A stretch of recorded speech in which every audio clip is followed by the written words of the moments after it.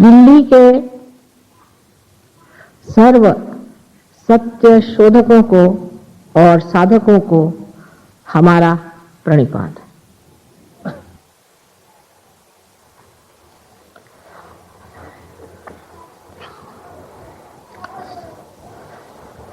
आज के जो प्रश्न मेरे सामने आए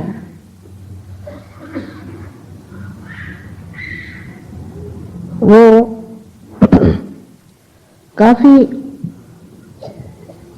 समझदारी से लिखे गए हैं और कुछ में वही कुतूहल है जो एक बौद्धिक वर्ग में होता है।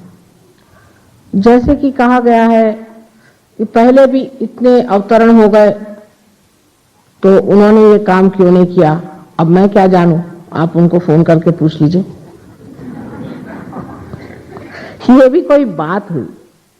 अरे भाई, अगर कोई काम कर रहा है तो सोचना चाहिए कि ये तो बड़ा भारी काम हो रहा है और ये अच्छी बात है, अभी तक नहीं हुई तो नहीं हुई। वास्तविक बात यह है कि पेड़ जब बढ़ता है तो उसकी एक एक अवस्था होती है। जिस अवस्था में आज का समय आया हुआ है, कल ही मैंने कहा था कि यह बहार का समय है और इस समय अनेक लोग अपने सुकृतों को फलद्रूप होते हुए देखेंगे। आपने जो पुण्य पहले जन्म में किए हैं उसके आज आशीर्वाद स्वरूप आपको आत्म साक्षात्कार होगा। यह तो अनादि काल से लिखा गया है। आप लोग तो सब बहुत विद्वान हैं, लेकिन नल दमयंती आख्यान अगर आप पढ़िए तो नल दमयंती कितने हजारों वर्ष पूर्व हो चुके, जब नल ने एक दिन कली को पकड़ा और उसकी टांग पकड़ के कहने लगा कि तू अब बता कि तू सबका सर्वनाश करने वाला और सबको भ्रम में डालने वाला अति दुष्ट है और तेरा जीवित रहना ठीक नहीं, क्योंकि तूने मेरी पत्नी से मेरा बिछोह किया था और इसी तरह तू सब में भ्रम डाल करके एक दूसरे में झगड़ा लगाते रहेगा और कलयुग में जो जो हाहाकार होने वाला है उसको अगर किसी तरह से मिटाना है तो तेरा ही नाश कर देना ठीक है, ये मैं बड़ा पुण्य कर्म करता हूं। तो कली ने कहा, हाँ भाई ये तो बात सही है, लेकिन मेरा भी कुछ महत्व है, इसको सुन लो। मेरा महात्म्य ये है कि जब मेरा साम्राज्य संसार में चलेगा, जब घोर कलयुग आएगा, उस वक्त ये जो दरी कंदरों में साधु लोग परमात्मा के खोज में घूम रहे हैं, ये एक सर्वसाधारण घर गृहस्थी में बैठे हुए सर्वसाधारण सामान्य लोग होंगे, लेकिन इसमें का जो असामान्य है वो आत्म साक्षात्कार इन्हें प्राप्त होगा। ऐसा सुनते ही नल ने उसे छोड़ दिया और उसकी क्षमा मांगी कि ये महात्म्य मैं तुम्हारा नहीं जानता था। ऐसे तो कुछ अवतरण जरूर कलयुग में भी हुए, लेकिन इतना घोर कलयुग कभी भी संसार में नहीं था और इतना बड़ा कार्य भी आज तक संसार में हो नहीं पाया। एक प्रश्न और आता है कि आप मां क्यों ये सब कार्य कर रही हैं, बाप को भी कुछ काम करना चाहिए। तो यही कहूंगी कि सहृदयता में कहते हो कि मां तुम कितनी परेशान रहती हो, रोज रोज तुम्हारे प्रोग्राम सुबह शाम चलते हैं। और हो सकता है कि नाराजगी से भी कहते हैं, क्योंकि स्त्री कोई काम करे इस तरह का, ये तो बहुत ही लोगों को बुरा लगता है। लेकिन भाई आपको पुनर्जन्म देने की बात है ना, तो किसी बाप ने तो आज तक जन्म दिया नहीं बच्चे को।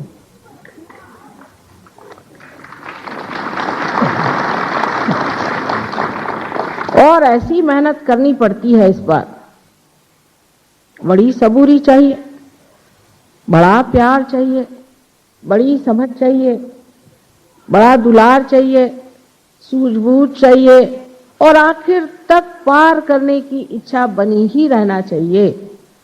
ऐसे अगर श्री कृष्ण होते तो वो आधे लोगों को तो दिल्ली में सुदर्शन से ही उड़ा देते, ऐसे अगर राम होते तो वो घबरा के वनवास चले जाते, और अगर जीसस क्राइस्ट आते तो अपने को सूली पर चढ़ा लेते, और बुद्ध आते, महावीर आते तो बैराग लेकर के वो अपने कार्य में निकल जाते। ये कार्य एक मां ही कर सकती। मैं मानती हूं अपने देश में नारी का इतना मान नहीं जितना होना चाहिए, विशेषतः उत्तर हिंदुस्तान में मान नहीं है। यत्र नार्या पूज्यन्ते तत्र रमन्ते देवता।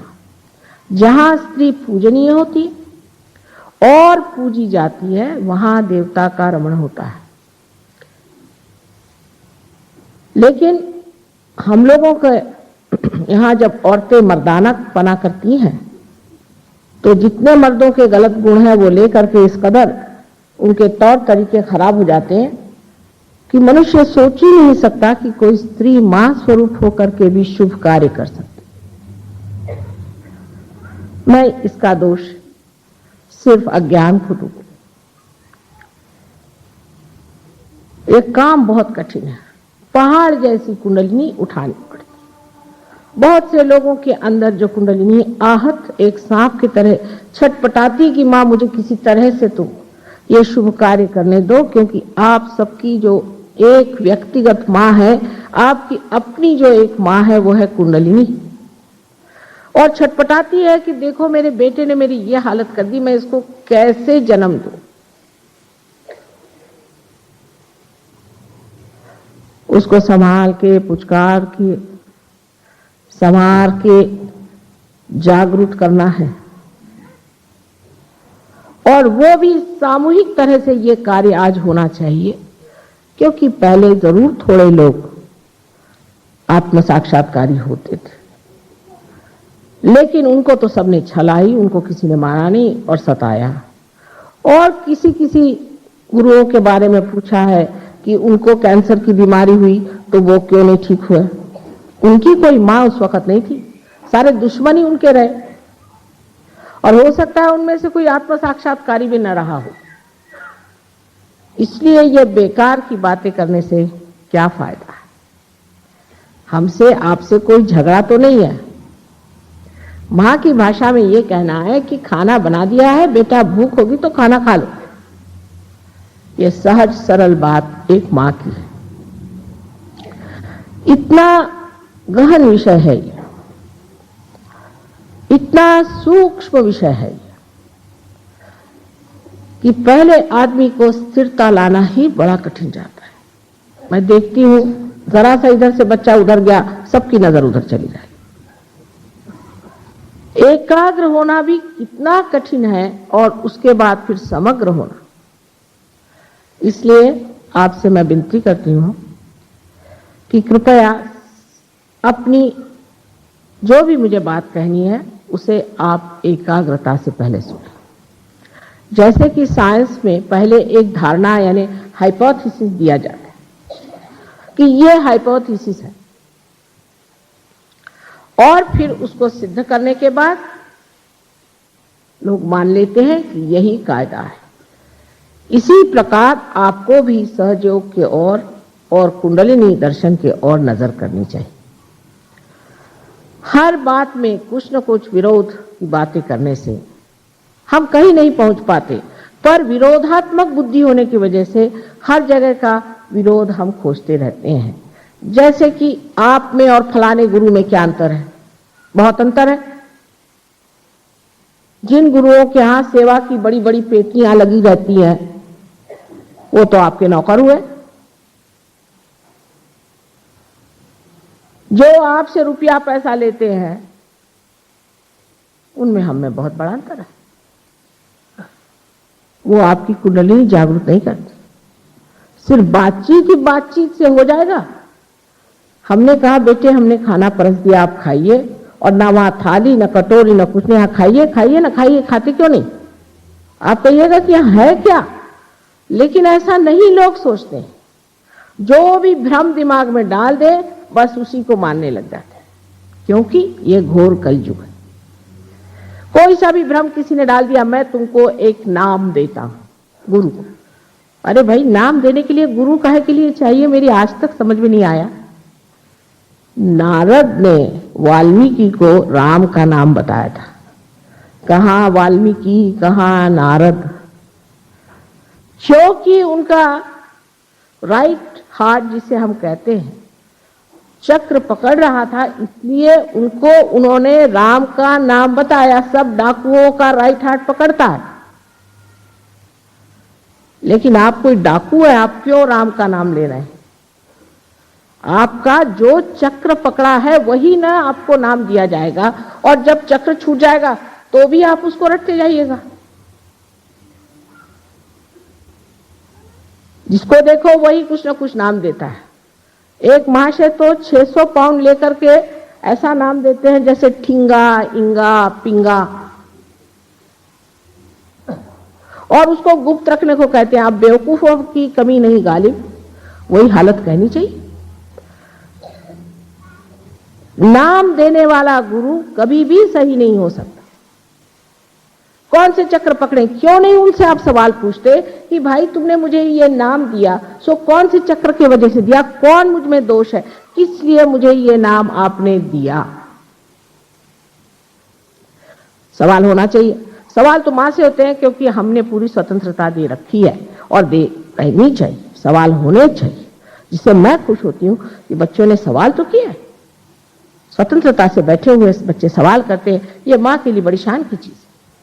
लेकिन हमने औरों से कभी सवाल नहीं पूछा। जहां दान की पेटी लगी हुई है, 7 मंजिल में एक न बोलने वाला महाशय बैठा हुआ, गुरुजी, सब दान में वहां पे रुपया डालते जा रहे हैं, गुरुजी कभी बोलते नहीं, एक नाम दे देते हैं।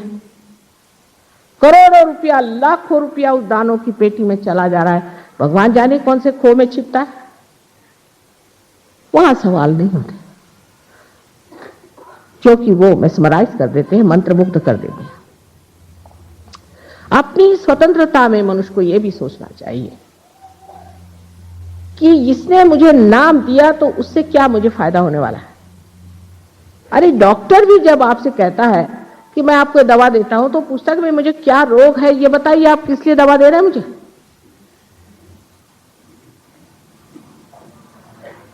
और अपने देश में नाम देने वाले गुरु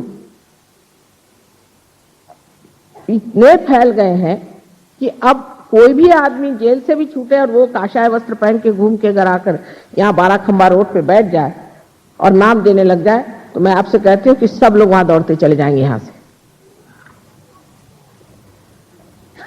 पहली चीज जान लेना चाहिए कि नाम देना व्यर्थ की चीज है। आज मैं भक्ति की बात कर रहा हूं। अब यह हुआ कि 2 गुरु हम रख सकते हैं, कि 4 गुरु रख सकते हैं, कि 10 गुरु रख सकते हैं। बाबा, कोई गुरु मत रखो, कलयुग में सदगुरु मिलना मुश्किल। मैं कहती हूं आप ही अपने गुरु हो जाओ।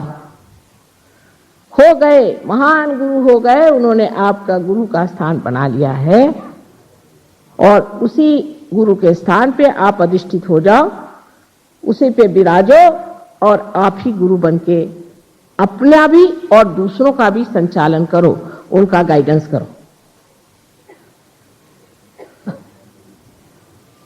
किसी को गुरु बनाने की जरूरत नहीं, इस माथे को किसी के सामने झुकाने की जरूरत नहीं। ये माथा जो है, यहां 11 रुद्र के 11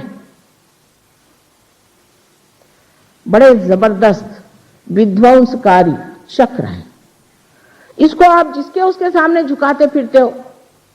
मंदिरों में गए, वहां कोई पंडित जी बैठा हुआ है, बिल्कुल बेकार चोर आदमी, उसके सामने जाकर सर झुका दिया। पंडित जी बैठे हैं, पंडित जी पंडित जी पंडित जी आए, उन्होंने आपके माथे में कुमकुम लगा दिया।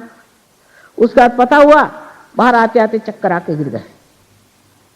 हनुमान जी ने पता नहीं क्या कर दिया हमको मां, कि हम मंदिर में गए थे, उस दिन से आज बीमार हो गए। अरे भाई, वो हनुमान जी ने थोड़ी किया, वो बैठे ना हनुमान जी के वहां। ये भक्ति की जो गलतियां हैं उसको समझ लेना चाहिए। भक्ति का मतलब ये नहीं है अंधी श्रद्धा, कभी भी नहीं। श्रद्धा भी आपको आत्म साक्षात्कार के ही बाद आनी चाहिए। मैं आपसे बार बार कहती हूँ कि मेरे पैर मत छुओ। क्यों छूते हो मेरे पैर? मैंने आपको दिया ही क्या है? मैं जब आपको कुछ दूं और आप सोचें कि मुझ में कोई बात है तो ठीक है, आप पैर छू लीजिए, लेकिन क्यों इस माथे को सबके सामने झुकाना? गुरु नानक साहब ने कितना सुंदर काम किया कि जितने आत्म साक्षात्कारी गुरु थे उनकी ही किताबें लेकर के और ग्रंथ साहब बनाया। और झुकना है तो ग्रंथ साहब के सामने झुकिए, माने आप चैतन्य के आगे झुक रहे हैं, ये कहा था। मोहम्मद साहब ने भी यही कहा कि किसी के सामने मत झुको। आज सवेरे बहुत से बीमार लोग आए थे, उनमें से 99% लोग गुरुओं के चक्कर में बीमार थे। किसी को कैंसर, किसी को हार्ट ट्रबल, किसी के पैरालिसिस, किसी के कुछ। सारी बीमारियां इन गुरुओं से पाई हुई है।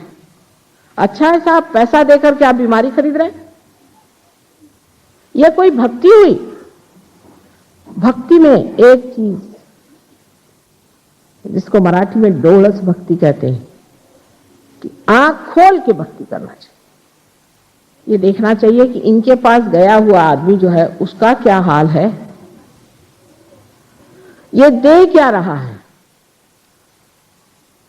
ये परम दे रहा है या कुछ कहीं की विभूति आ गई, कहीं का डायमंड आ गया। आपके ड्राइवर नौकरों को नहीं मिलेगा डायमंड। अगर आपके पास 25 डायमंड हो गए तो एक डायमंड मिलेगा और बाकी सब गायब। ऐसे चक्करों में आप रह करके बाद में हार्ट अटैक लेकर मेरे पास पहुंचते हैं, मां हमें हार्ट अटैक आ गया। यह भक्ति का हमारा स्वरूप है। डॉक्टर वॉरेन आप लोगों को बहुत मानते हैं और वो ये सोचते हैं कि आप लोग बड़े धार्मिक हैं, लेकिन भोलेपन की भी कोई हद होती है। इतना भोला होना अच्छा नहीं है, ऐसे गलतफहमी में घूमना अच्छा नहीं है। कोई भी आदमी जेल से छूट के आए, चाहे कहीं से आए, इसका पता नहीं किया आपने कि कौन है क्या है, और लगे उसके पीछे में। हमारे सरकारी नौकर, हालांकि हमारे पति एक सरकारी नौकर रहे और मशहूर है, बहुत ईमानदार, बहुत शरीफ आदमी, सब ऐसे ही गुरुओं के पीछे भागते। क्या उनके पास अकल नहीं है? अरे बड़े बड़े मंत्रीगणों का यह हाल है, छोड़िए बेचारे सरकारी नौकरों का। उनके सबके पास क्या अकल नहीं है कि उसकी कुंठित हो गई अकल? वो सोच नहीं सकते हैं कि ये आदमी है, ये पैसे की बातें करता है, ये डायमंड्स की बातें करता है, ये कहता है चल लाओ इतना पैसा निकालो। क्या हम लोगों को ये सोचना नहीं चाहिए कि अगर एक सरकारी नौकर के लिए इतना ईमानदार होना जरूरी है तो उस परमात्मा की जिसने चाकरी की है उसको कितना ईमानदार होना चाहिए?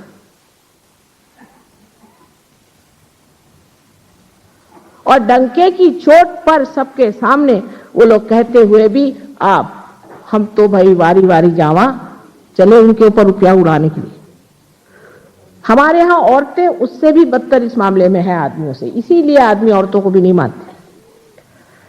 कोई गुरु बाबा जी आके बैठ गए, वो प्राइवेटली में जरूर औरतों से बात करेंगे। प्राइवेट क्या होता है परमात्मा के मामले?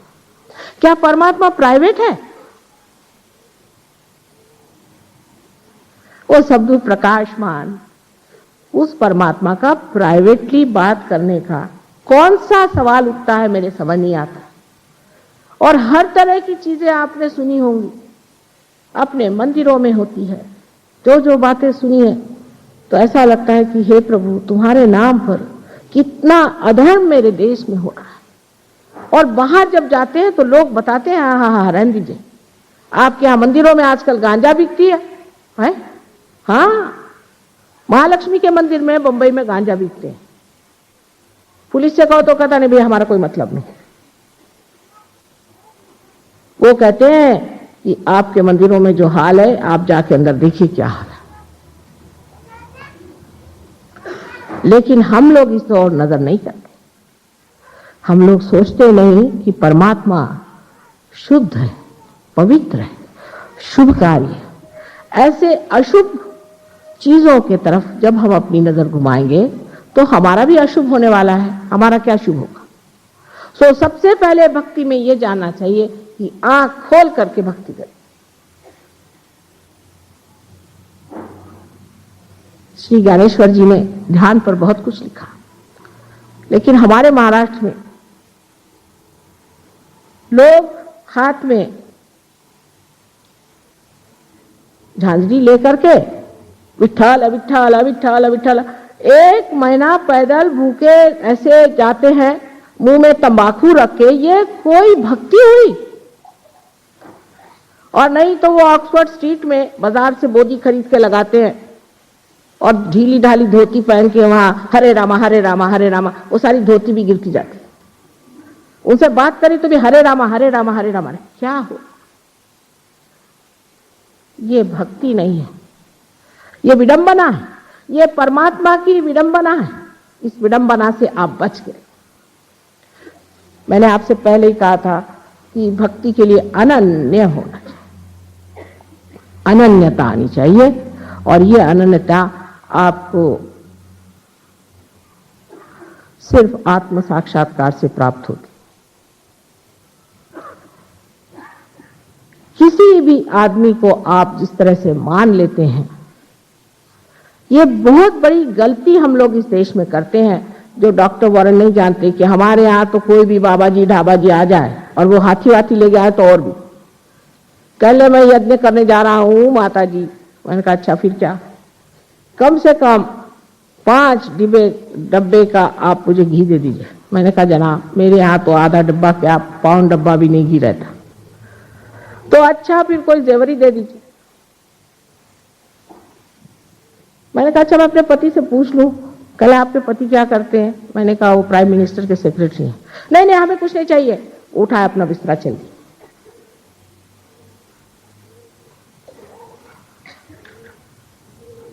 पहले धर्म में पति से पूछने की कोई जरूरत नहीं। मैंने कहा बाबा रे बाबा, एक बार सीता जी ने अपने देवर की बात नहीं मानी और संकट आ गया। मैं उनसे पूछे बगैर कोई काम नहीं करना। ये चीज हमारी जो अंदर एक भोलापन, जिसको कि मैं बेवकूफी कहती, जो आदमी भोला होता है वो अत्यंत कुशाग्र होता है।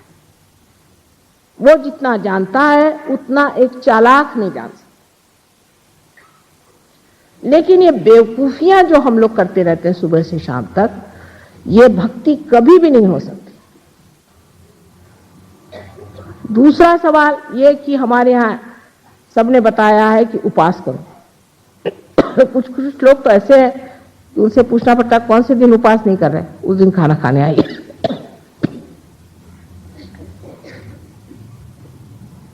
उपास करने को कौन से भगवान ने कहा ये मुझे आज तक पता। कौन से शास्त्र में लिखा कि भाई तू उपास कर? किस लिए आप उपास कर रहे हैं? उपासना ना करिए। जिस दिन भगवान का जन्म हुआ उसी दिन उपास शुरू। जिस दिन श्री गणेश का जन्म हुआ उस दिन उपास करेंगे। श्री राम का जन्म हुआ उस दिन उपास करेंगे। श्री कृष्ण का जन्म हुआ उस दिन उपास करेंगे। अरे भाई उस दिन कोई मर गया है क्या? बुद्धिमान लोग भी औरतों के चक्कर में, स्त्री आचार में फंस के, हाँ भाई ठीक है आज हमारे घर में उपास है, चलो कहीं क्वालिटी में जाके खाया है तो घर में उपास। इस तरह से अपने भक्ति के ओर जब हम बहुत ही जड़ता से देखते हैं और उसकी गहनता पे नहीं उतर पाते तो भक्ति भी रंग नहीं दे सकती। इस प्रकार अनेक तरह से अनेक विध भक्तियां, जैसे गजलें हैं। अब गजलें का लिए भगवान के लिए, मैंने कहा ऐसी कैसी शराब में हो सकती गजलें? ये तो किसी शराबी की लिखी हुई दिखाई देती है। कैसे नहीं, वो शराब पी के भगवान में रखते। अच्छा, ये तो मैंने सुना नहीं कभी।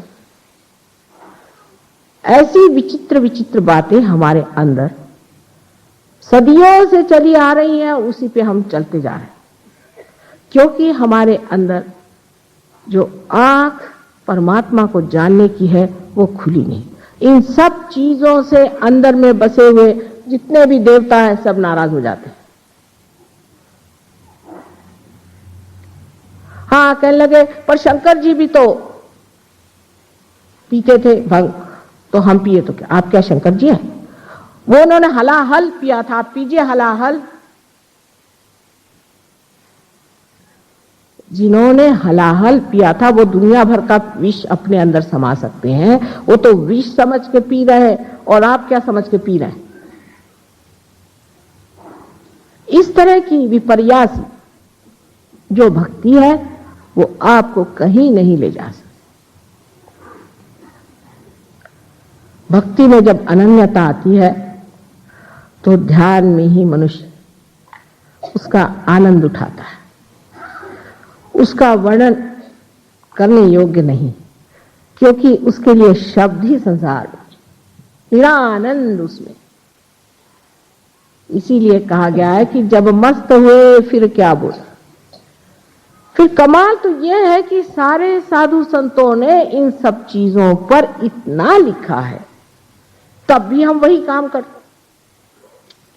कबीरदास जी को ले लीजिए, नानक साहब को ले लीजिए, तुकाराम को ले लीजिए। अरे रामदास स्वामी ने तो ऐसी ऐसी, क्योंकि मराठी में गालियां नहीं है, तो मन से गालियां बना बना करके ऐसी गालियां बकी है, मन से ही अपने, ऐसी उसका कोई अर्थ लगता नहीं है। ऐसे साधुओं को, ढोंगी लोगों को उन्होंने कहा महिषा मर्दिला चंदने, एक भैंस को लाया और उसको चंदन से मल दिया और लगे उसकी पूजा करने भक्त लोग। और जब भैंस ने लात मारी तो कहने लगे कि गुरुजी आपकी कृपा हो गई कि आपने हमें लात मारी। माने उस वक्त भी ये होता होगा शिवाजी के जमाने में। तो इस प्रकार हमारे भक्ति ने इस तरह का विचित्र रूप धारण कर लिया है कि लोगों को बिल्कुल ही विश्वास नहीं आता कि ये ढकोसलेबाजी है या क्या है। एक तरह से आप लोग जो करते हैं, वो मैं नहीं कहती कि ढकोसला है, मैं ये नहीं कहती, आप शायद विश्वास करके करते होंगे, लेकिन ये विश्वास आपने गलत चीज पे कर लिया और उस गलत चीज को आपने अपना लिया है, जो आपको बिल्कुल गलत पथ पे ले जाता है। अब दूसरा यहां जो मैं देखती हूं कि सरकारी दिल्ली शहर में तांत्रिकों का भी बड़ा राज्य चल पड़ा है। कुछ तो भाग खड़े हुए हैं, पर कुछ है अभी यहां काफी। अब ये तांत्रिक लोग हमारे भारतीय लोगों में एक नई जो विशेष व्यवस्था आई हुई है उसकी पूर्ति करते हैं। हम लोग किसी को ऊंचा उठते हुए देख नहीं सकते, कोई गया तो उसकी टांग खींचनी चाहिए। तांत्रिक इसके लिए बहुत अच्छे। एक कहावत है या एक कहानी है समझ लीजिए, कि कहीं से बिच्छुओं का बड़ा भारी एक प्रदर्शन करना था। हर जगह से बिच्छू गए और भारतवर्ष से भी स्पेशल बिच्छू वहां पहुंचे। जिस वक्त में उन्होंने देखा कि एक जो मर्तबान है उसके अंदर ढक्कन ही नहीं, वो कहा भाई इसमें ढक्कन ही, बिच्छू आके सबको काटेंगे। कह ले हो ही नहीं सकता, ये भारतवर्ष से आए हैं। एक बिच्छू ऊपर आएगा, दूसरा उसको फौरन खींच लेगा। और इसलिए तांत्रिक हमको बहुत सुहाते हैं कि तांत्रिक यहां गए और तांत्रिक से कहा भाई देखो वो एक आदमी है, उसको जरा ठिकाने लगा दो। आपको पता है ये तांत्रिक लोग क्या है? ये राक्षसी विद्या है, आसुरी विद्या है। ये बहुत ऐसी विद्या है जो सारे देश को खा जाएगी। एक तांत्रिक आपको घर में आने दीजिए, 7 जन्म तक आप सुख नहीं भोग सकते। इनकी छाया तक अपने तक मत आने दीजिए। थोड़ा सा भी काम वो कर देंगे गंदा, लेकिन ये जो गंदगी छोड़ जाएंगे, ये 7 जन्म तक नहीं छूटने वाली, मैं आपसे बता रही। हमारे यहाँ एक लंदन में डॉक्टर आए, वो कहा कि साहब मैंने तो काम करना छोड़ दिया, मेरी हालत खराब है, मैं क्या करूं? तो मैंने कहा क्या तुम किसी तांत्रिक के पास गए थे? कहे नहीं नहीं, मैं तो कहीं नहीं गया था। मेरा ऐसा करना, मुझे एकदम कार्पण्य आ गया, मैं कुछ नहीं कर सकता, मैं तो एकदम पागल हो गया हूं, मैं तो नौकरी छोड़ रहा हूं, बीवी बच्चे सब। मैंने कहा कहाँ तुमको ये बीमारी लग गई? नहीं, पहले मेरे बाबा जाते थे एक तांत्रिक के यहाँ, वो आते थे हमारे घर। मैंने कहा देखा, अरे भाई अभी तक 4 जन्म और चलेगा ही। परमात्मा के नाम पे तंत्र करना परमात्मा का सरासर अपमान। और इस चीज में आप लोग मेहरबानी से कभी भी पांव मत डालिएगा। भक्ति होती है जो कि आत्म साक्षात्कारी होती है। तुकाराम ने कहा है कि मैं तो वैसे अणुरेणु से भी छोटा हूं, लेकिन आकाश कितना बड़ा। सो कैसे? जब ये अणुरेणु आकाशी में मिल गया तब मैं कहां रह गया? अनन्य। इनकी भक्ति पढ़िए। विवाह के गीत गाने वाले लोगों के पास सिवाय रुलाने के और कुछ नहीं। मिलन के गीत पढ़िए। जो मिलन के गीत गाते हैं वही आपको बताएंगे कि आत्म साक्षात्कार चीज क्या होती है। पांचों पच्चीसों पकड़ बुलाऊं, एक ही डोर उड़ाऊं। कितनी अधिकार की वाणी है, अथॉरिटी कितनी है इसके अंदर। जो आत्म साक्षात्कारी होता है वो अथॉरिटी से बोलता है, उसकी अथॉरिटी होती है, उसका अपना अधिकार होता है सब जगह। वो नहीं कि हाँ भाई कोई वो वोट लेने थोड़ी आता है आपसे। हाँ भाई तुम जो भी करो ठीक है, वो भी ठीक है, वो भी अच्छे हैं, वो भी भले हैं। नहीं, जो बुरा है सो बुरा है, जो अच्छा है सो अच्छा है। यह अधिकार की वाणी जहां आपको दिखाई दे, समझ लेना चाहिए कि आत्म साक्षात्कारी खड़ा हुआ है। ईसा मसीह को देख लीजिए कि जिनका सिवाय पवित्रता के सिवाय और उनके अंग में कुछ नहीं था, साक्षात ओंकार से, उनका एक वेश्या से क्या संबंध। लेकिन जब एक वेश्या को लोगों ने पत्थर से मारना शुरू कर दिया तो सामने आके खड़े हो गए, कहले अच्छा तुममें से जिसने पाप नहीं किया मुझे पत्थर मारो। किसी की हिम्मत नहीं हुई। ये जो अधिकार वाणी से जो आपको परमात्मा के गीत सुनाते हैं उनको मानिए। ये आपकी भक्ति जो कृष्ण ने कही है कि भक्ति मार्ग से भी और कर्म मार्ग से भी मनुष्य परमात्मा के पास आ सकता है, वो इस वजह से कि दोनों से जब वो ये समझ ले कि इससे परे कोई चीज है तभी वो ज्ञान को प्राप्त हो सकता है। ज्ञान को प्राप्त होने का मतलब ये नहीं कि कोई पंडित हो जाए। आपको आज ही एक केस बताऊं कि एक देवी जी मेरे पास आई तो उन्होंने कहा कि माँ देखो, मेरी माता जी ने एक महाशय जी को, वो गुरुद्वारे जाते थे, उसको देखा और उसकी परीक्षा ली तो वो ग्रंथ साहब वगैरह खूब अच्छे से जानते हैं, गुरुद्वारे में जाते रहते हैं, ये वो करते हैं। उसका कि ठीक है, उसने कहा मैं तुम्हारी लड़की शादी करता हूँ, मेरी शादी करा दी।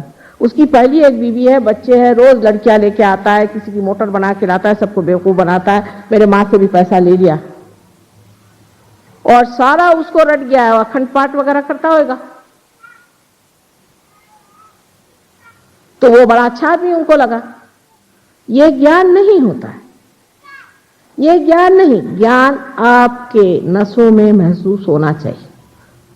इससे आपको जानना चाहिए कि ये शक्ति जो सारे ऋतु बदलती है, जो सारे जीवंत कार्य करते हैं, वो शक्ति हमारे चारों ओर है। जब भक्ति और कर्म का मेल होता है, ऐसा कहा गया है, तभी ज्ञान प्राप्त होता है। कि जब आप भक्ति को कर्म में इस्तेमाल करते हैं, और अपने ऐसा नहीं, जो भक्ति वाले भक्ति वाले, कर्म वाले वो कर्म वाले।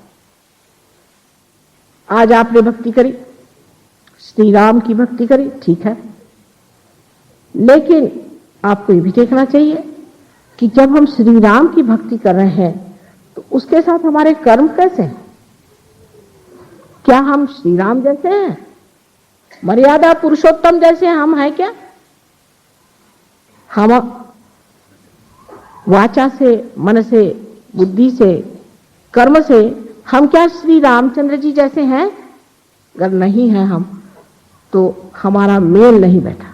अब सहयोग में दो नाड़ियां जो बताई गई, ईड़ा और पिंगला, इनका मेल जब सर में होता है तो इनसे भक्ति से, या जिसे कहते हैं सुसंस्कारों से या कुसंस्कारों से, जो कार्य हम करते हैं उससे हमारे अंदर जो संस्था तैयार होती उसे आप मन कह लीजिए। और कार्य में जो हम अपने को व्यस्त करते हैं उससे जो संस्था तैयार होती है उसे आप अहंकार कह लीजिए। अहंकार और प्रति अहंकार दोनों ही हमारे सर में जाकर जब मिल जाते हैं तब इस तालु भाग में आप देखिए कि तालु भाग में कैल्सिफिकेशन हो जाता है। वहां हड्डी जो है 12 साल के उम्र के बाद एकदम मजबूत हो जाती है। वो जो नरम हड्डी होती है वो मजबूत हो जाती है। यहां अब हमने देख लिया कि किसी के अंदर भक्ति ज्यादा है तो वो तो और ही मुश्किल हो जाएगी, क्योंकि भक्ति अगर यहां तक आ जाए और अगर अहंकार यहां तक आ जाए तो ऐसे आदमी को जागृति देना बड़ा ही मुश्किल हो जाता है। लेकिन धर्म तभी होता है जब मनुष्य जिसकी भक्ति करता है उसके जैसा हो जाता है, उसके जैसे कर्म करता है। तो एक साहब हमें मिले, मैंने कहा कि आप श्री राम के भक्त हैं, आपने अपनी पत्नी क्यों छोड़ दिया? श्री राम ने भी तो पत्नी को छोड़ा था। अच्छा, और जो उसके पीछे रोते रोते घूमते घूमते लंका जी गए थे उसका क्या हुआ? वहां तक हम नहीं जा सकते।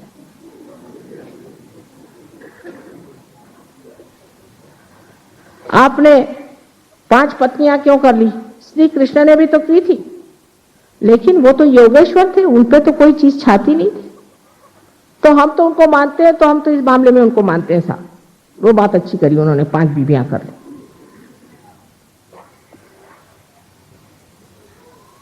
इस प्रकार जो निर्बुद्ध लोग होते हैं, जिनको कि मूढ़ कहा जाता है, मूढ़ लोग, वो भक्ति नहीं कर सकते और न ही वो धर्माचरण कर सकते। यही धर्म का आचरण है कि जिसको आपने भक्ति से माना है उसके जैसा अपना आचरण करें।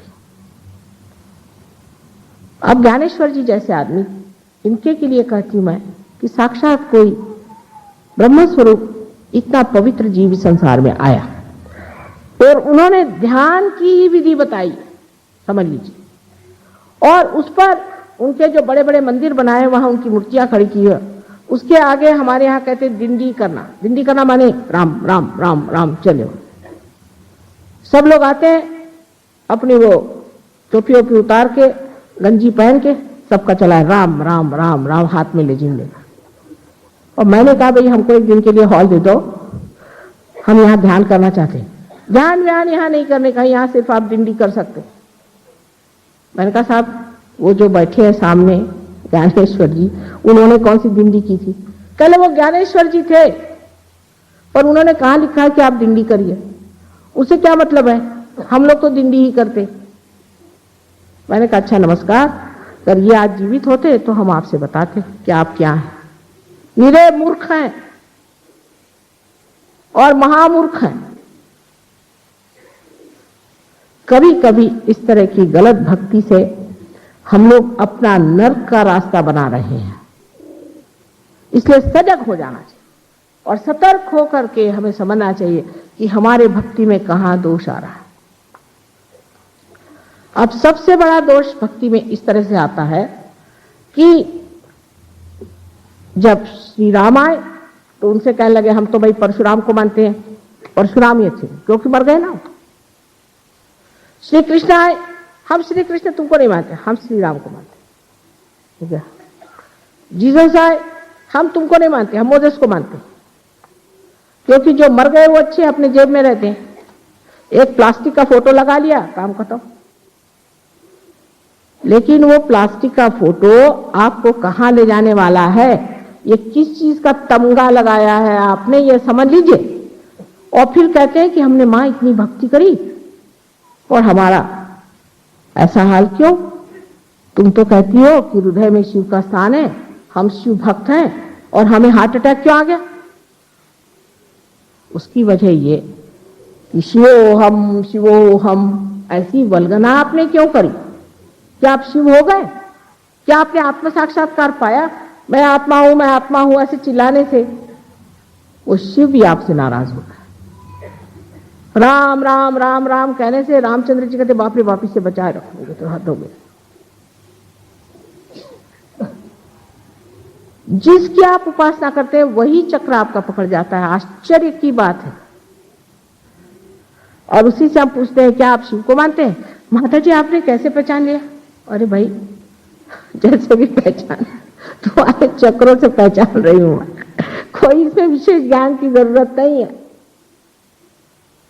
जिसकी आप उपासना करते हैं और उसके अनुसार आप कर्म नहीं करते हैं और बेकार में उनका बैठ करके भजन करना सुबह से शाम तक, भजन करना चाहिए, मैं ये भी नहीं कहती भजन नहीं करो, पर अगर भजन करने से परमात्मा नहीं मिलने वाले, भज भज भज भज करने से नहीं मिलने वाले, मिलने वाले हैं आत्म साक्षात्कार से, जहां आत्मा का प्रकाश हमारे चित्त में आ जाता है। तब हम जानते हैं कि श्री राम जो है वो कहां बसे। अब आप देख लीजिए, मैं आपसे बताती हूं, जो दत्तात्रेय गुरु को मानते हैं उनके पेट में दर्द होता होगा, जो श्री राम को मानते हैं उनको ज्यादातर लंग्स की बीमारी हो जाएगी, जो शिव जी को मानते हैं उनको अधिकतर हार्ट अटैक आ जाएगा। अब ऐसे कैसे हो सकता है? तो आपने कोई न कोई गलत काम कर दिया। सहजयोग जो है एकदम विशद और साफ खुला हुआ। सहजयोग की भक्ति में हर चीज आप जानते हैं कि आप क्यों कर रहे हैं, क्यों कह रहे हैं, ये मंत्र आप आज क्यों कह रहे हैं, उसका आपसे क्या संबंध है, उसका जनसाधारण से संबंध क्यों है, क्या है। क्योंकि आत्मा का तो ज्ञान हो ही जाता है स्वयं का, लेकिन आपको सामूहिक ज्ञान भी हो जाता है। इस भक्ति के स्वरूप को बदलने का अब तरीका ऐसा आ गया है कि लोग कहते परमात्मा ही नहीं है। अल्जीरिया में कुछ लोगों ने, ये फंडामेंटलिस्ट लोगों को देखकर सोचा कि इस तरह के परमात्मा को मानने से तो अच्छा है कि छोड़ दिया जाए और कम्युनिज्म ले लिया जाए। पर उनमें से एक लड़का बड़ा विद्वान गलती से कहीं हमारे यहां चला आया सहयोग में, और उसने जाके बताया नहीं नहीं नहीं नहीं, भगवान है लेकिन इनके तरीके ठीक नहीं। जो लोग परमात्मा में विश्वास करते हैं वो फेनेटिक्स हो ही नहीं सकते, हो ही नहीं सकते। और जो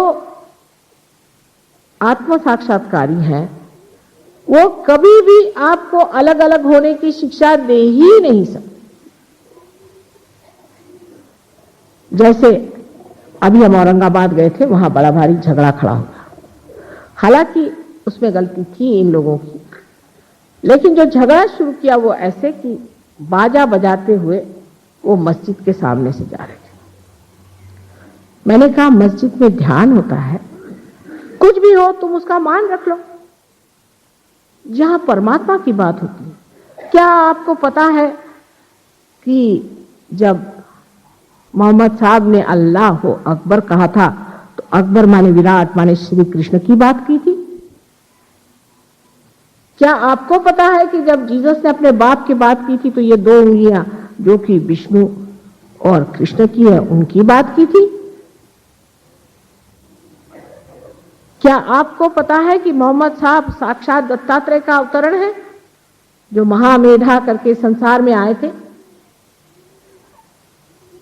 लेकिन अगर किसी मुसलमान को कहो तो छुरी लेके लग जाएगा और किसी सिख को कहो तो बंदूक लेके लग जाएगा। कि नानक साहब और मोहम्मद साहब एक ही चीज थी, ये तो बात कितने ही सिख लोग जानते हैं, पर क्या उसे मानने को तैयार हैं? वो दो कैसे हो सकते हैं? इतना ही नहीं, लेकिन मोसेस, जूस में और मुसलमानों में इतना झगड़ा पड़ा हुआ आप जानते हैं। ये भी वही चीज थे दत्तात्रेय। आज जिन्होंने हमारे गले में हाथ डाला है ये जू जाति के हैं डॉक्टर साहब, और ईसा मसीह को वैसा ही मानते हैं जैसे मोसेस को या इब्राहिम को मानते। या जैसे डेविड को मानते हैं, कहीं उनसे भी ज्यादा, क्योंकि आज्ञा पे उनका स्थान है। क्योंकि आपने इन लोगों का घर देखा नहीं, इनके रिश्तेदारी आपने जानी नहीं, इसलिए आप फैनेटिक बन के ये इससे लड़ रहा उससे लड़ रहा। अरे ये तो सब पक्के रिश्तेदार हैं। इनकी रिश्तेदारी ऐसी है जैसे चांद और चांदनी की रिश्तेदारी होती है, या सूरज की रोशनी और सूरज की होती है। जैसे शब्द और अर्थ की रिश्तेदारी होती है, ऐसी नजदीक इनकी रिश्तेदारी है। खबरदार जो इनको अलग करके आपने बात की है, उसके फल आपको भोगने पड़े।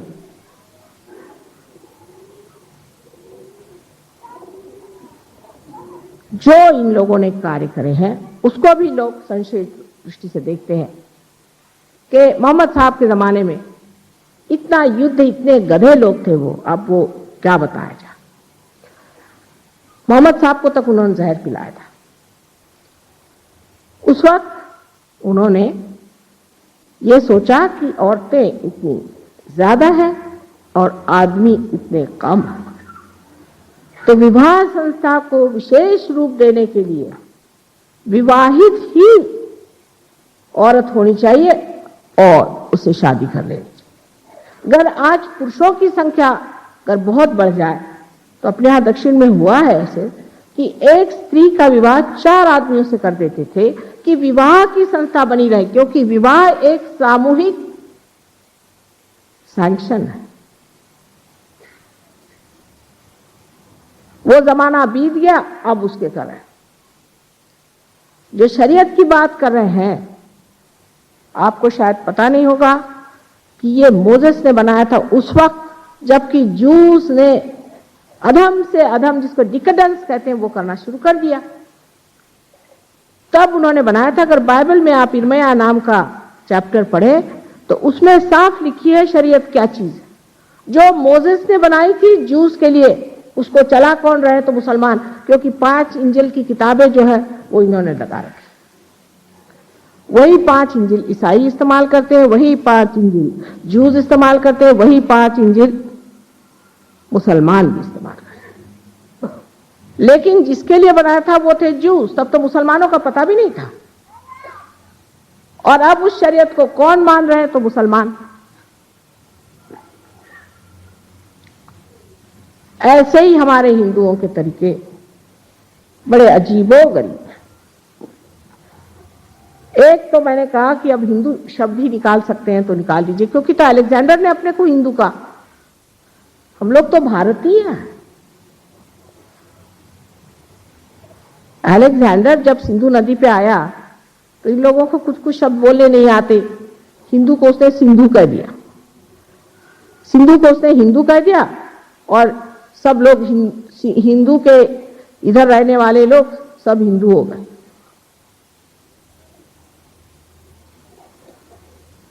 और इस तरह से हम लोग हिंदू हो गए। इसमें आस्तिक है, नास्तिक है, आर्य समाजी है, फलाने हैं, ढिकाने हैं, सब हिंदू हैं। हम लोग भारतीय हैं प्रथम।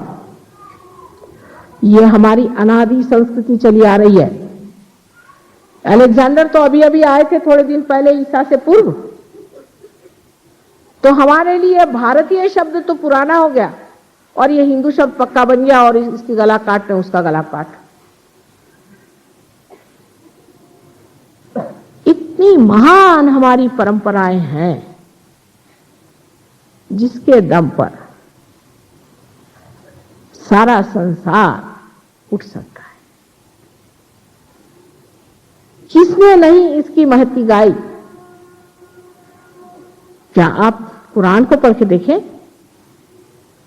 उन्होंने तक रूहानी जिंदगी कुंडली को असस कहा हुआ है। अब नानक साहब तो साक्षात उसी पर खड़े हुए हैं। बुद्ध उसी संस्कृति पर खड़े हुए हैं। उनमें कोई झगड़े नहीं। हम लोग इतनी बेवकूफी कर रहे हैं। वो तो सब एक बैठे हुए हैं वहां, और यहां इंसान ने उनके नाम पर, आप ऐसे मारिए काटिए, वो तो आदत है हम लोगों की, पर कम से कम परमात्मा के नाम पे मत करिए। ये गलत फहमी हमारे अंदर है। अब तो भी जान लीजिए, एक ही जिंदगी ये है बहुत जरूरी, और ये समय जरूरी है। इस वक्त जान लीजिए, इस वक्त अगर पार नहीं हुए, गए फिरा। नानक साहब ने क्या कहा था? कहे नानक बिन आपा चीने, मिटे न भ्रम की काई।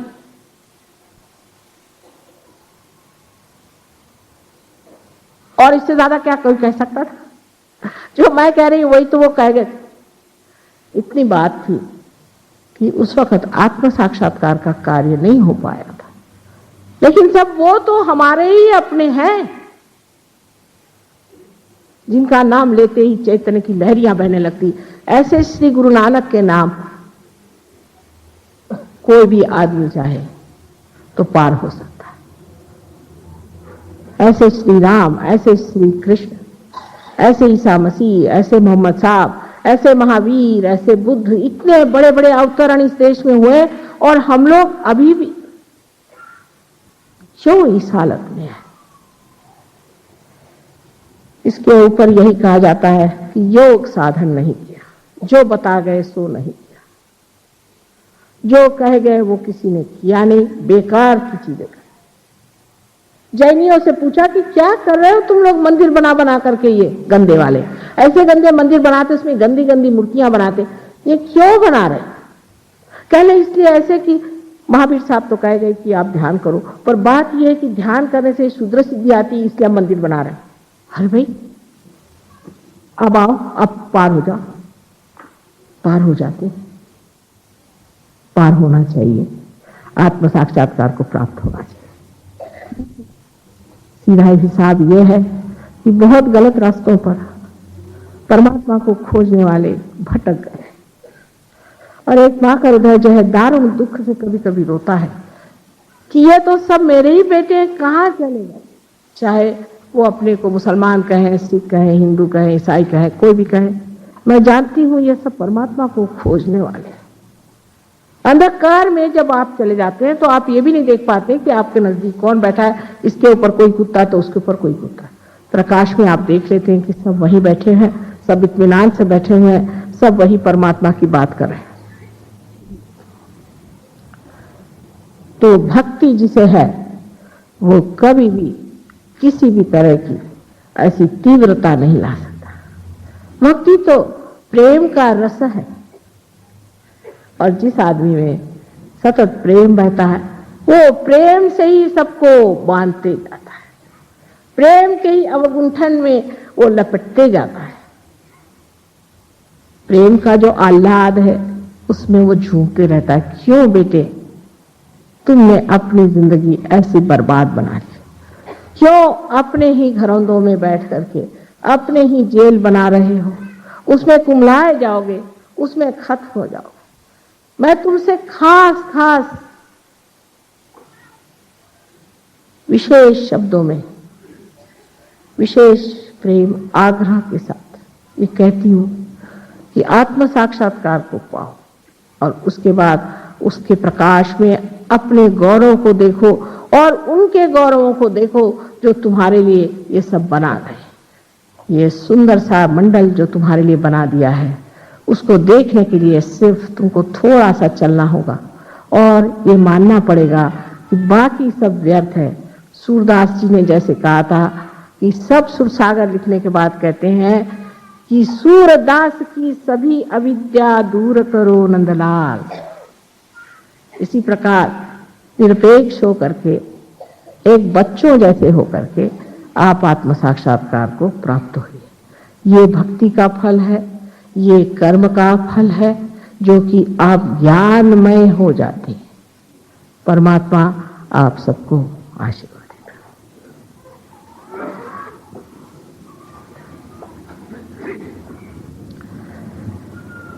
आज फिर से हम आत्म साक्षात्कार की व्यवस्था सोचेंगे, और आशा है आप लोग फिर से जैसे कल बहुत अधिक मात्रा में पार हो गए थे, उसी तरह से फिर हो जाएंगे। आज भी बहुत लोगों के मन में प्रश्न उठे होंगे। विषय मैंने बहुत सहज सरल तरीके से आपके सामने रखा है, सिर्फ ये जान के कि माँ बहुत आर्ट और अत्यंत करुणा से भरी हुई है, और इसीलिए वो बार बार कहती है कि बेटे आत्म साक्षात्कार को प्राप्त हो जाओ। कोई मेरी बात का बुरा नहीं मानना कृपया, और अगर कोई आपको प्रश्न हो तो फिर से आप पूछ लीजिए, जिसका मैं जरूर उत्तर दूं। एक प्रश्न था कि क्या सहयोग से बीमारियां ठीक हो जाती हैं? हो जाती हैं। जब कुंडलिनी जागरण होता है, मैं कल इस पर बताऊंगी, तो आपकी बीमारियां ठीक हो जाती हैं, अनेक बीमारियां ठीक हो जाती हैं, हो भी गई। लेकिन हम बीमारी ठीक नहीं करते, हम कुंडलिनी का जागरण करते हैं। जब कुंडलिनी का जागरण होता है तो उससे आपकी बीमारी ठीक हो जाती है, आपकी कुंडलिनी आपको ठीक कर देती है। इसलिए जो लोग अपनी बीमारी भी ठीक करना चाहते हैं, उनकी भी कुंडलिनी जागृत होनी चाहिए। एक प्रश्न था कि क्या स्वस्थ लोगों को ही कुंडलिनी का जागरण होता है? सो बात नहीं। स्व में स्थित करने के लिए ही कुंडलिनी का जागरण है। जैसे भी हो, जो भी हालत, जो भी अवस्था हो, कुंडलिनी का जागरण करना ही है और होगा। ऐसे विश्वास के साथ आप बैठे, अपने प्रति कोई भी न्यून भावना न रखें। आपको मैंने अपना बेटा माना हुआ है, बेटी माना हुआ है, और उसी के बूते पर ये सोचती हूँ कि आपको सबको आत्म साक्षात्कार प्राप्त होना है। किसी भी तरह से अपने लिए न्यून भावना न रखें, किसी तरह से अपने को नीचा न गिराएं। कोई भी माँ को अगर दुख देना हो तो ये कहा जाता है कि मैं बेकार हूं, मैं बर्बाद हूं, तो फिर माँ रोने लग जाती है। सो माँ को प्रसन्न करने के लिए एक ही बात जान लेनी चाहिए कि आप सब परमात्मा के मंदिर हैं। मेरे पे विश्वास, इतने बात का मेरे ऊपर विश्वास करें कि आप सब परमात्मा के मंदिर हैं। कोशिश करनी है, मेहनत करनी है, सो करेंगे। जो आपकी माँ को प्रसव वेदना हुई थी और तकलीफ हुई थी, वो आपने उठाई नहीं थी। एक साहब कहते कि मेरे सर में से 5 बॉम्ब जैसे फूटे। अब पता नहीं कौन से गुरुओं के पास इन्होंने बॉम्ब भरे हुए थे। अभी ये तो नया ही सुना मैंने। हाँ, गर्मी शर्मी तो बहुत आती है। और एक साहब ऐसे थे कि वो मेरे सामने दोनों पैर करके बैठ गए। तो मैंने कहा, इन लोगों ने कहा कि भाई कम से कम माँ की तरफ पैर करके नहीं बैठते। तो उनका नहीं, मेरी कुंडलिनी जागृत हो गई। जब मैं गोद डाल के बैठता हूं तो मैं मेंढक जैसे कूदता हूं। तो मैंने कहा ये कैसे? कहने मेरे गुरु ने ये कहा है कि जब तुम्हारी कुंडलिनी जागृत होती तुम मेंढक जैसे कूदते हो। मैं कहा कहाँ? वो किताब ला के दिखाई साहब, विष्णु तीर्थ उन गुरु का नाम, कि आपकी जब कुंडलिनी जागृत होती तो आप मेंढक जैसे कूदते हैं। मैंने कहा हे भगवान, क्या अब आप मेंढक होने वाले हैं कि बिच्छू की सांप? हद हो गई। फिर उनको उतारा, उनका मेंढकपना उतारा, इंसान बनाया और उसके बाद उनको भी पार करा दिया।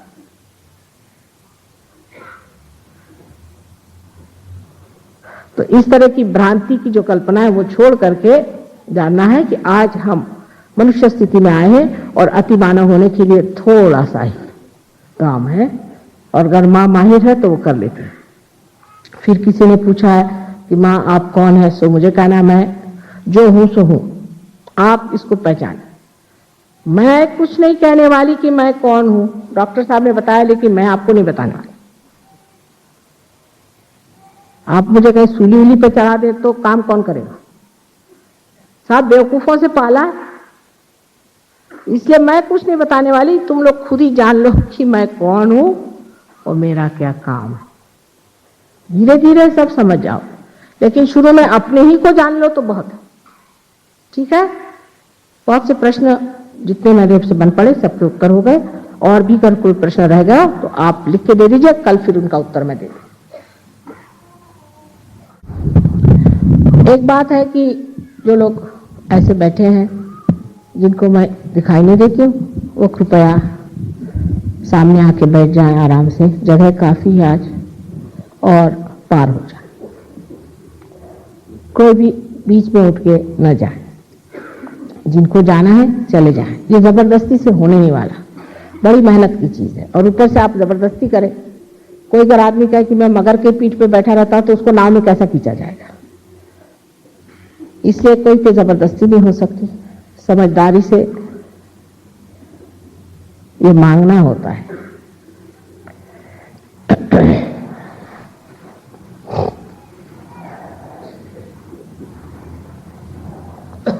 Bring another light here at my feet, that light. Alright? Yes, Just bring that light. Hello? That light to bring down below. fix this one. Down below. But bring the light on my feet. That light.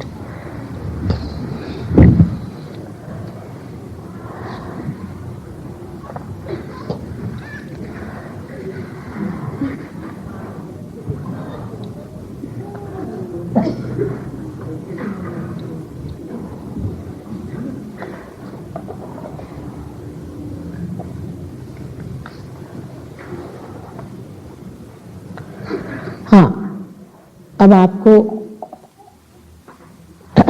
आराम से बैठना है, बिल्कुल आराम से, इत्मीनान से बैठे। सहजासन जिसे कहते हैं, मतलब ये कि दोनों पांव एक के ऊपर चढ़ाए न जाए और इस तरह से बैठा जाए कि कोई भी शरीर का बोझा अपने पांव पर महसूस न हो। शरीर को, जिस्म को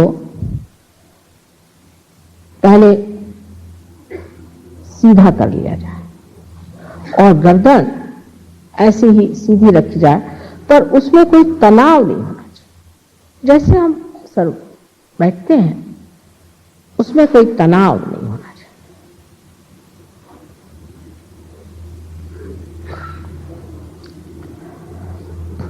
अब दोनों हाथ इस तरह से आप अपनी गोद में आराम से रख लीजिए। जैसे मैंने कल बताया था, ये 5, 6 और 7 चक्र हमारे ईड़ा नाड़ी के हैं, जो हमारी इच्छा शक्ति है, और ये 5, 6 और 7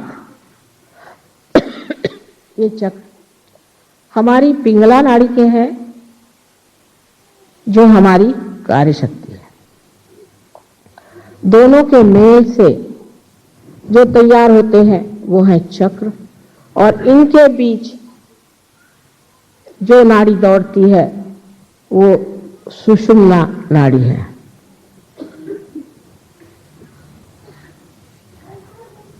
ईड़ा पिंगला सुखमन नाड़ी रे, बता गए कबीरदास जी।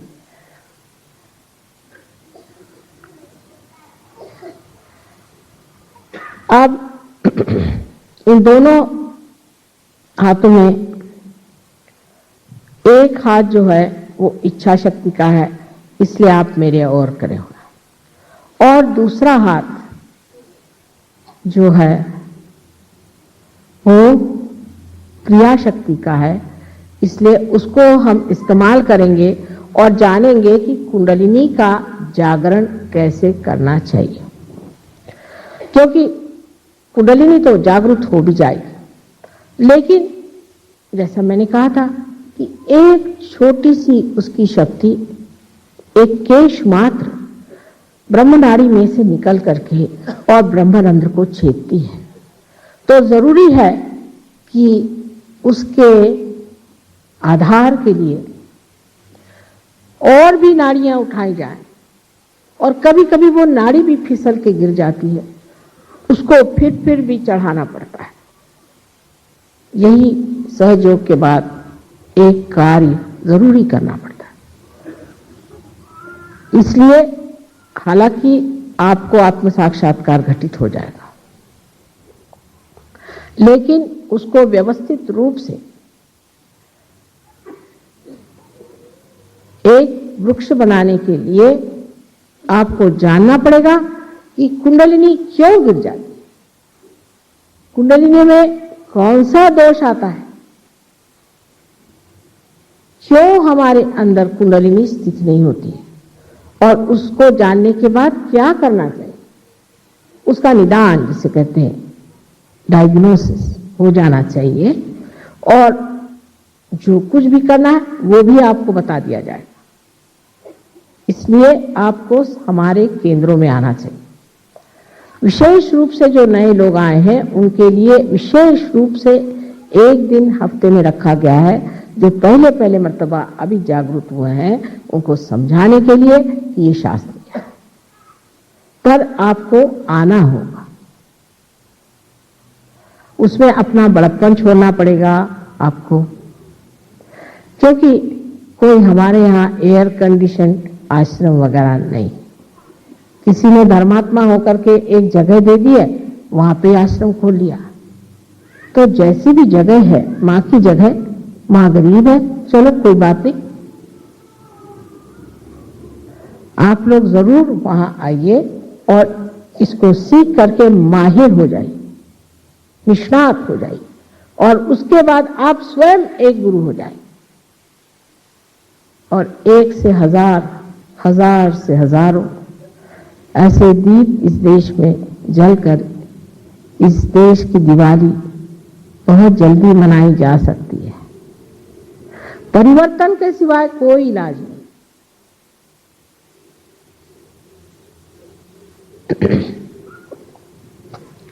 अब आप इस हाथ को, जैसे मैं बताऊंगी बाद में,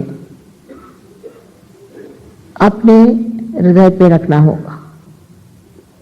इसको दाहिना हाथ हिंदी में कहते हैं, व्हाट डू से इन पंजाबी, आई डोंट, पंजाबी में सज्जा हाथ, सज्जा हाथ इज अ बेटर वर्ड, सज्जा हाथ ये कार्य शक्ति करता।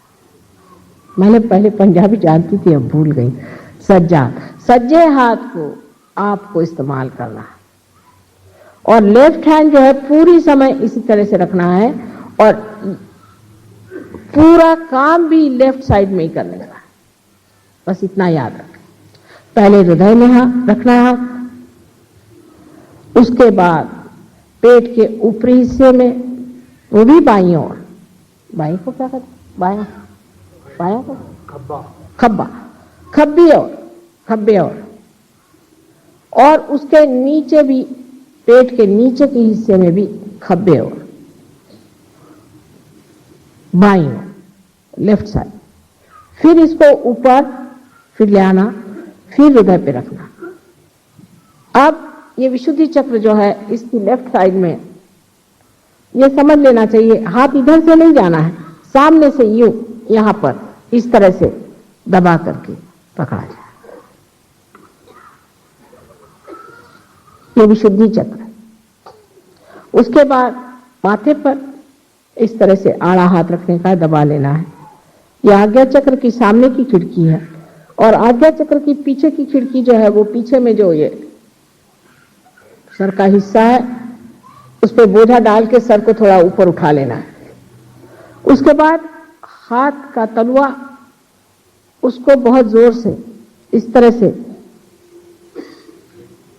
फैलाकर इसके बीचों बीच, तलवे के बीचों बीच की जगह जो है वो बराबर आपके तालू के ऊपर जमा कर रखिए, और ऐसे ही उंगलियां ऊपर करके दबा के उसे आपको 7 बार घुमाना है।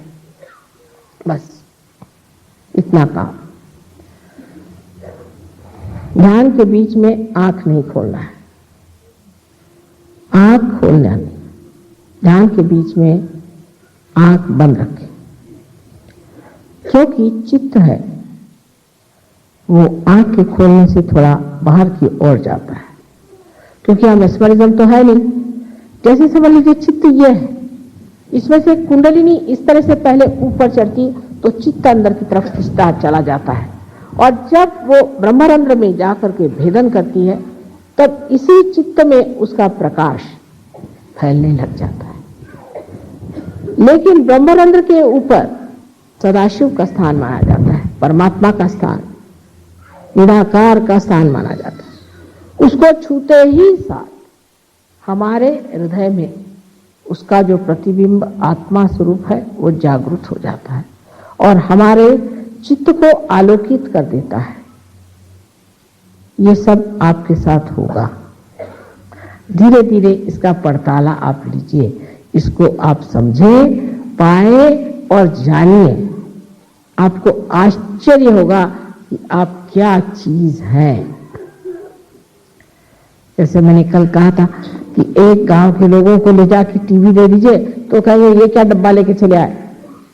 आप कहेंगे अच्छा अभी देखो इसमें से सब आपको चित्र दिखाई देंगे दुनिया भर के, और आप उसको लेंस पे लगा दीजिए तो उसके कमालात देखिए। इसी तरह से आप पूर्णतया बनाया हुआ बड़ा सुंदर परमात्मा का यंत्र है, वो चालित हो जाता है। अच्छा, अब इसको मेरी ओर ऐसे रखें, अपनी तरफ प्रसन्न चित्त रहे, अपने को माफ करें, अपने को बुरा भला न कहें। कोई भी चीज ऐसी नहीं होनी चाहिए जिससे आप में, अपने आत्मविश्वास में कोई त्रुटि आ जाए, कोई दोष आ जाए। अब अपना राइट हैंड आप हृदय पे रखें और आंख बंद कर लें। जो लोग कुर्सियों पे बैठे हैं वो जूता उतार लें। इस वक्त आंख बंद कर लें। चश्मा वगैरह उतार लेना अच्छा है क्योंकि आंखों को भी इससे फायदा होता है। अब यहां पर हाथ रख के, हृदय पे हाथ रख के एक सवाल मुझसे पूछा जाए, श्री माता जी क्या मैं आत्मा हूं? जैसे कंप्यूटर से सवाल पूछते हैं इस तरह से आप सवाल पूछ रहे हैं, क्या मैं आत्मा हूं? 3 बार सवाल पूछे।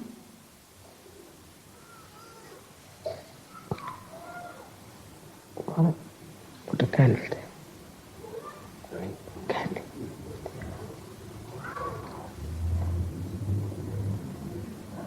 In that.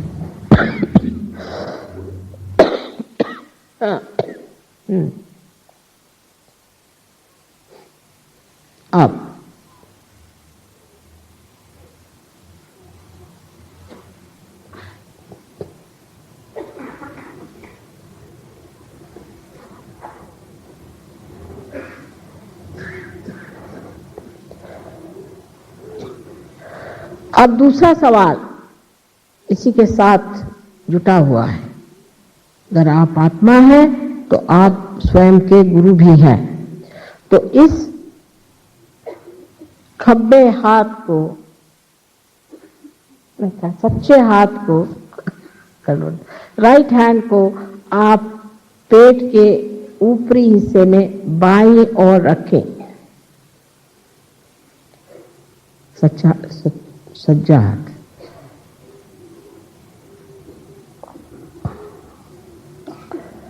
यहां पर आप दूसरा सवाल मुझसे करिए, श्री माता जी क्या मैं स्वयं का गुरु हूं? श्री माता जी क्या मैं स्वयं का गुरु हूं?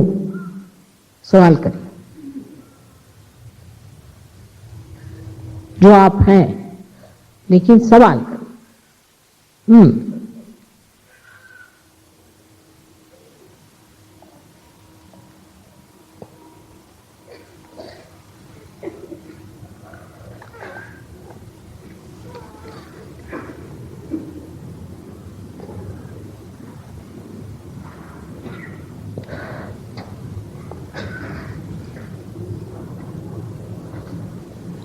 अब इस हाथ को आप पेट के निचले हिस्से में बाईं ओर रखें दबाकर। और सवाल तो नहीं, पर यहां आपकी स्वतंत्रता को मैं स्वीकार्य करके कहती हूं कि इस चक्र पे आपको कहना होगा कि श्री माता जी मुझे आप शुद्ध विद्या दीजिए। ये चक्र परमात्मा के कायदा कानून और उनके सारे टेक्निक का केंद्र है। वो सब ज्ञान शुद्ध विद्या कहलाता है। इसलिए कृपया आप लोग नम्रता पूर्वक 6 मर्तबा कहिए, क्योंकि यहाँ 6 पंखुड़ियां हैं स्वादिष्ठान चक्र की। श्री माता जी, मुझे आप कृपया शुद्ध विद्या दीजिए, क्योंकि जबरदस्ती नहीं हो सकती।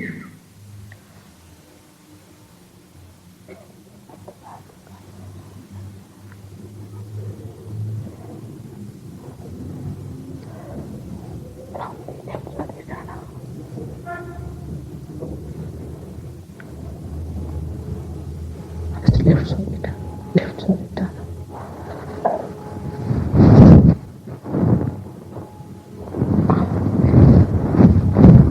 अब आप इस हाथ को, राइट हैंड को दाहिने हाथ को उठा करके पेट के ऊपरी हिस्से में बाईं ओर रखें। यहां पर गुरु तत्व का चक्र है जहां आपको विराजना है। कुंडलिनी का जागरण शुरू होने पर भी अगर ये चक्र खुल न जाए तो कुंडलिनी आगे बढ़ नहीं सकती, अग्रसर नहीं हो सकती। इसलिए यहां पर आपको पूर्ण विश्वास के साथ ये कहना चाहिए, श्री माता जी, मैं स्वयं का गुरु हूं।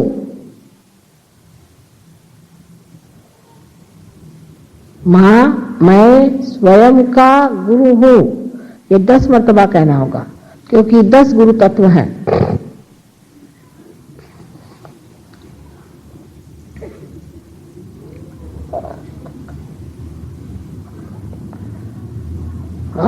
उठ।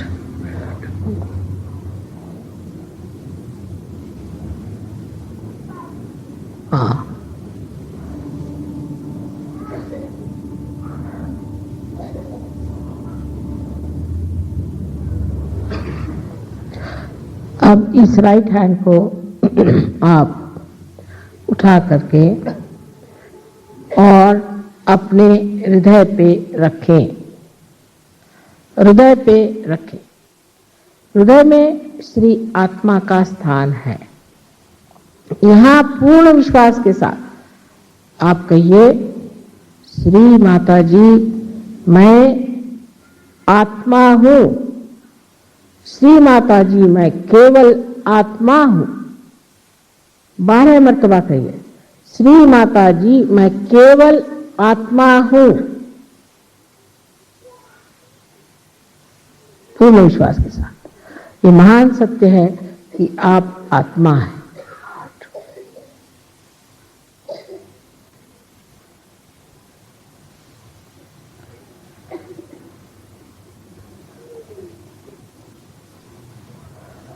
Between heart and Vishuddhi, left Vishuddhi.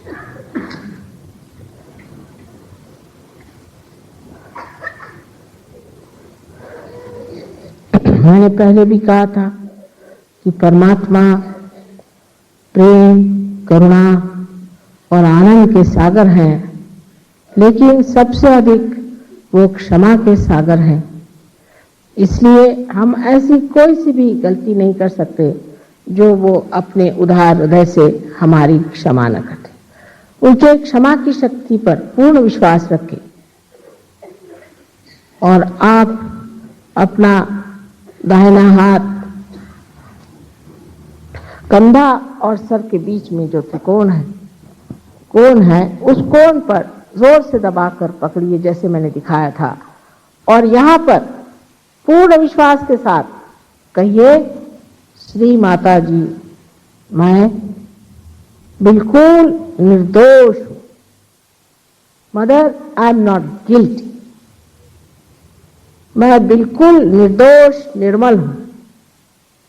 पूर्ण विश्वास के साथ 16 मर्तबा कहिए। ये श्री कृष्ण का चक्र है।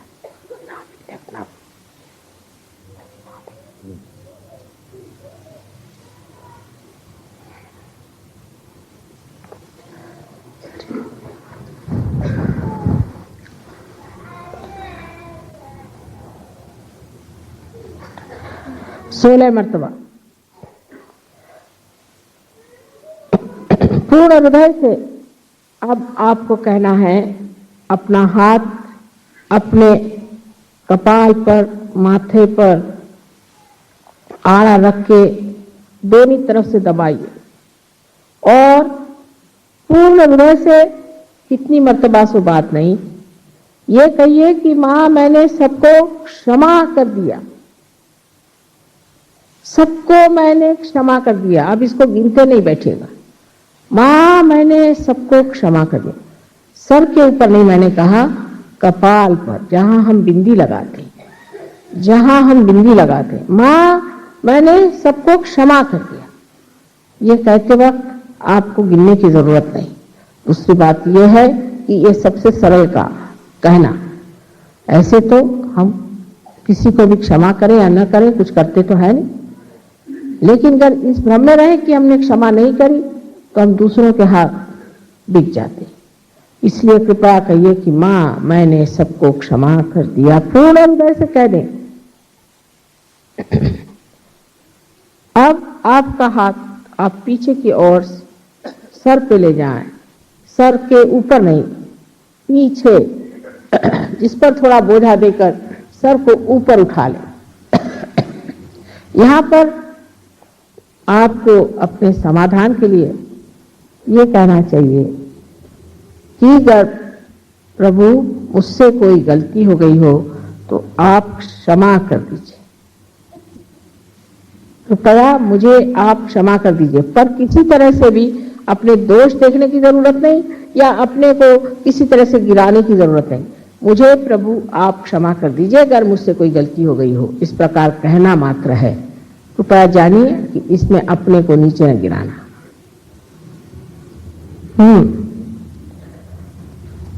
अब अपने हाथ को फैला ले, जिसे तालू पर ये तलवे का पिछला हिस्सा पूरी तरह से आ जाए और बाकी का हाथ ऊपर रहे। जोर से अपने तलवे को तालू भाग पे दबा के 7 मर्तबा घुमाइए और इस वक्त धीरे धीरे घुमाइए।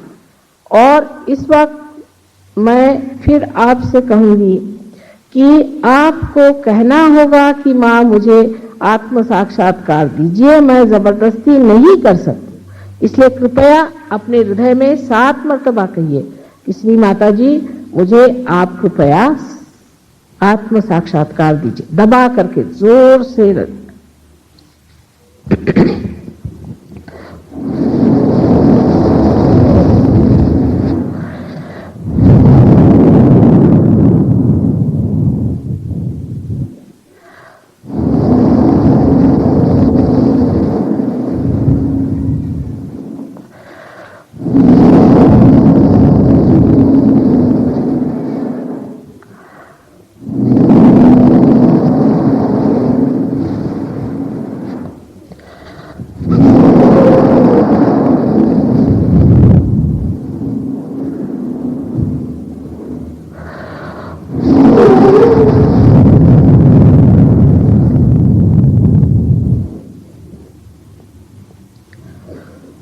अब इस हाथ को नीचे ले लीजिए, धीरे धीरे अपनी आंखें खोलें, बहुत धीरे। देखिए मेरी ओर, कोई विचार आपके मन में आ रहा है? क्या आप निर्विचार हो गए? मेरी ओर कोई भी विचार न करते हुए क्या आप देख पाते हैं?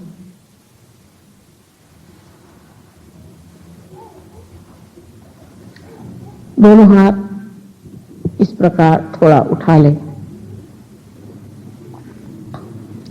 इतना ऊंचा नहीं, इतना ही, बहुत ऊंचा नहीं उठाए। बताइए इतना लीजिए, आंखें खोले, इतना इतना लीजिए, बहुत ज्यादा नहीं, ठीक से ऐसे। अच्छा।